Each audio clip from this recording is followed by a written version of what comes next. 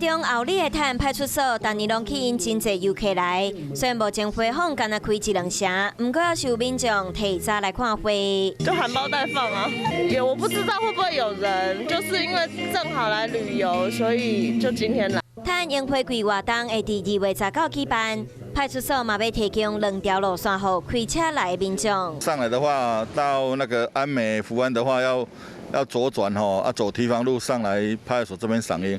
另外一个途径就是从那个 7-11 进来，走福美路、走福兴路你慢慢开的话，还是可以开到那个泰安国小那边有停车场，民众可以在那边停车进来赏樱这样子。估计到2月下旬，樱花就会开满，嘛好民众伫看樱花期间要甲嘴暗挂好，做好防疫。